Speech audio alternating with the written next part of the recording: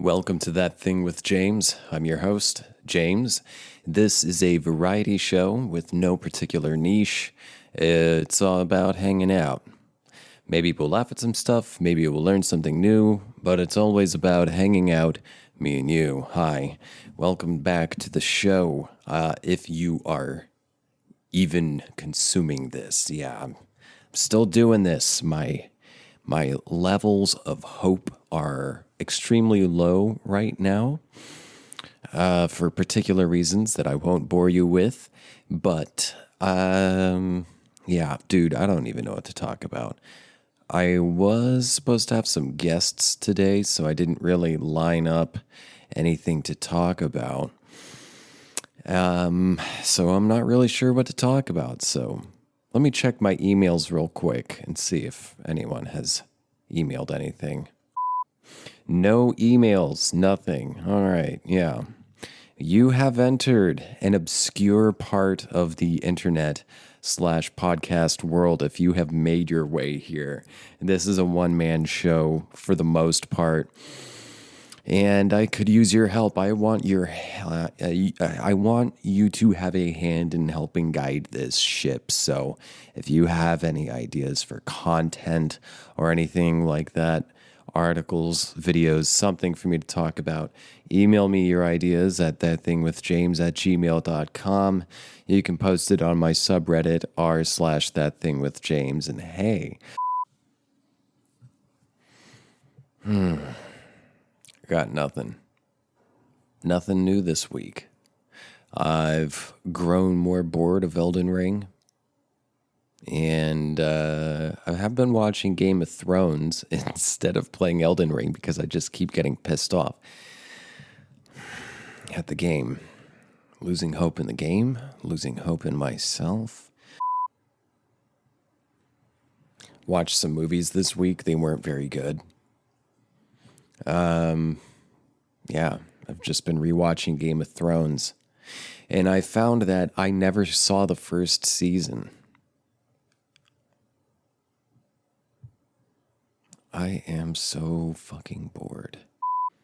I had been thinking about streaming on Twitch, but honestly, that's a whole other, probably a time sink. It seems anything I try to do just goes nowhere. It takes up a lot of time.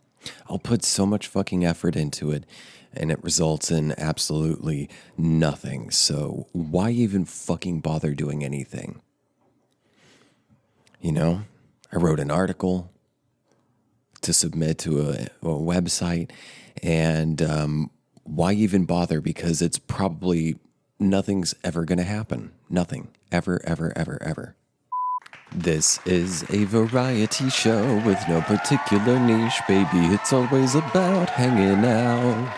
Maybe we'll laugh at some stuff, maybe we'll learn something new, but it's always about hanging out. I have nothing to talk about. Nothing. I almost didn't even record this. There's stuff I want to talk about in the bonus episode. That I want to talk about, but for this episode, dude, I've got nothing. Oh, I know what happened this week. Oh, I know what's up. I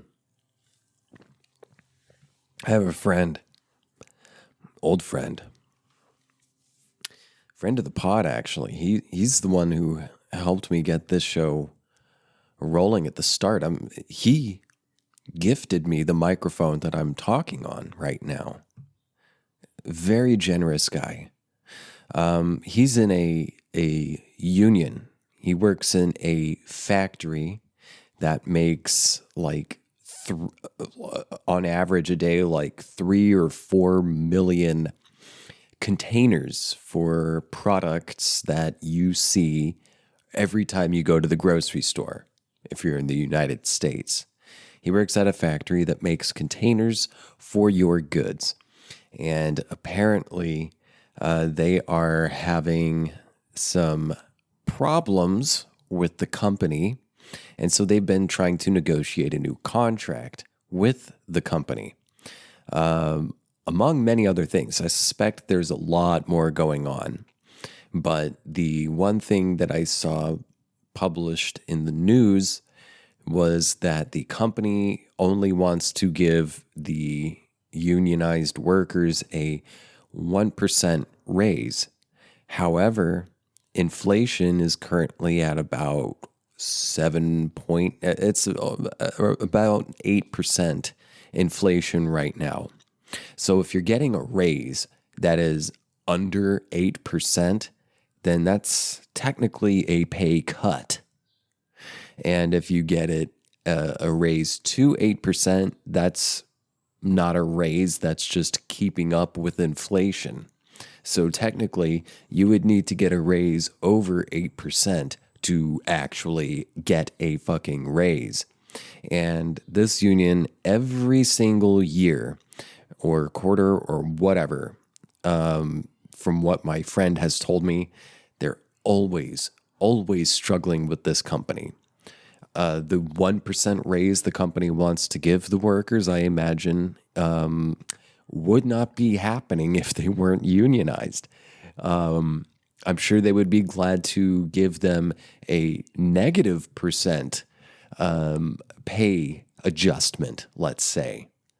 That's a way of saying they would probably want to just pay them less or fire them altogether and have non-union workers. But this company is unionized, and they are, I haven't heard any news since, but as of, I think it was Thursday maybe, the company was supposed to negotiate fairly by midnight that day, and I haven't heard any news since. So I don't know what happened. But the workers were demonstrating. They were out demonstrating for days. I don't know what they're doing right now, because this is in a smaller town. This isn't something you hear about on national news quite, unless there's some odd thing that, like you, finding your way into a very hidden part of the internet and podcast world. You'd have to find a niche part of the job market to find these folks. But they were talking about striking. They're talking about striking.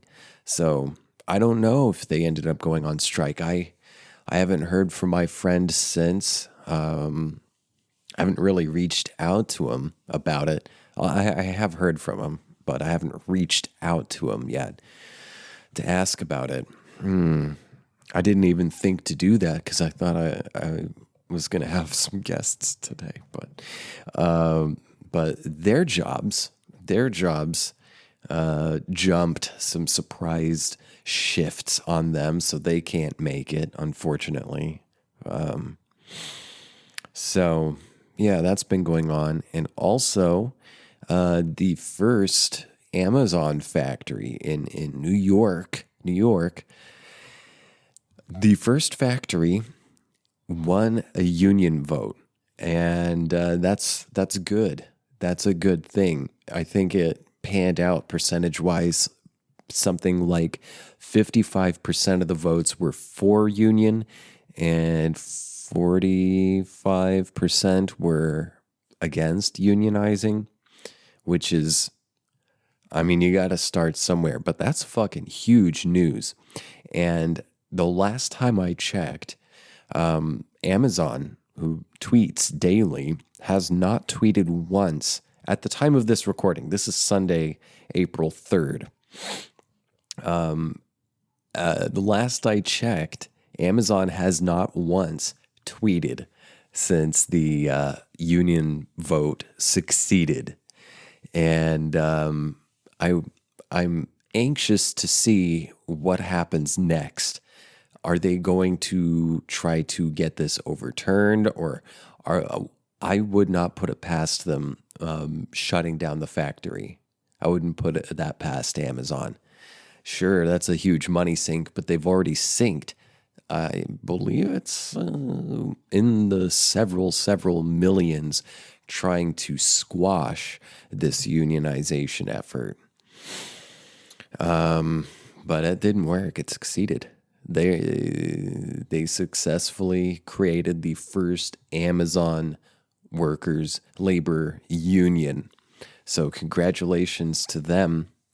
I was at a Whole Foods yesterday just getting like a kombucha, and the checkout guy, I was being real cagey. I made sure there were no other employees around, but I was like, "Hey, did you hear the news?" And gives me this weird corner eye look. He's like, "What news?"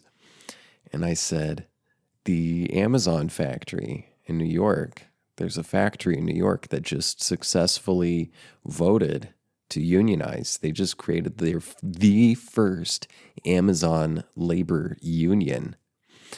And he just went, "Oh," and kind of like glanced around a bit to make sure no one was overhearing. And I was deliberately speaking at such a low volume that only he could hear me. And I said, yeah, just something to be aware of." And he's like, "Okay." I couldn't tell if he was being a wet blanket or if he was nervous. But I will say, I wouldn't be surprised if he was nervous.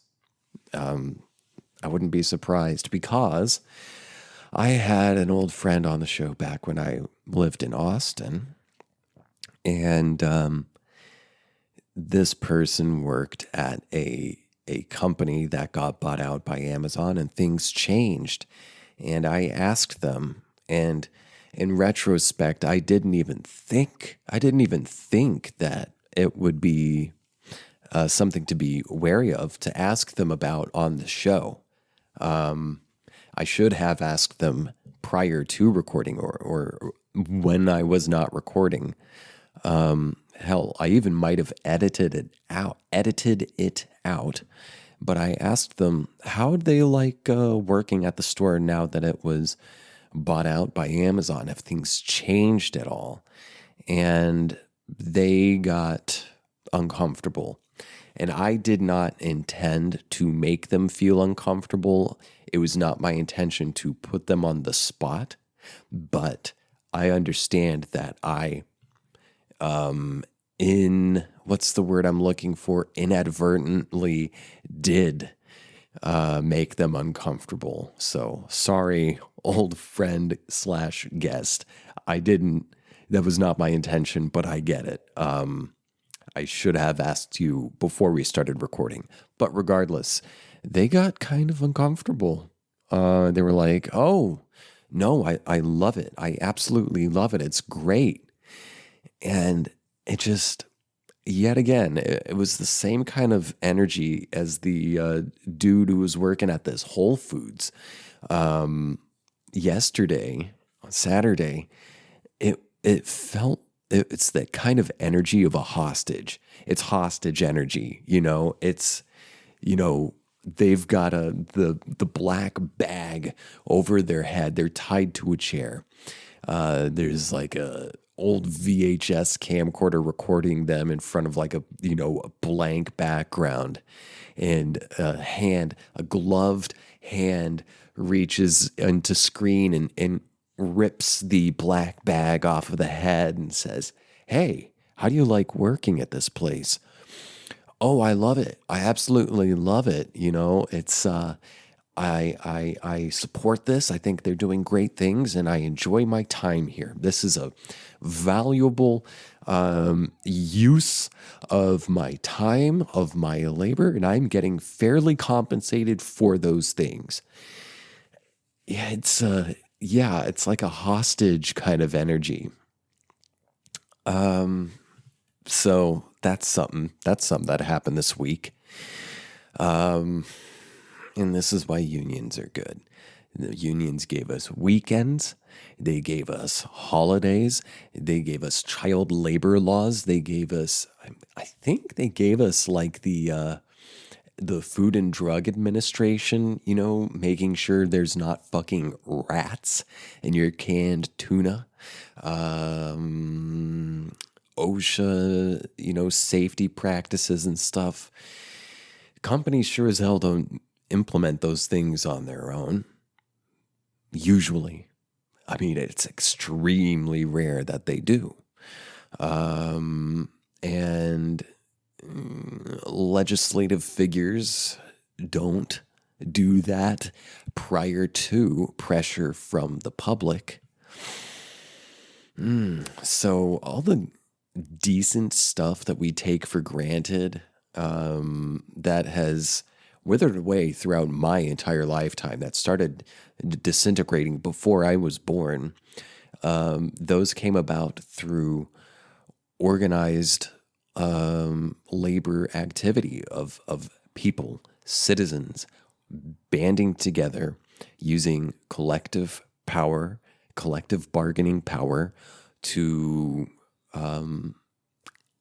get basic, decent conditions in their work lives, which,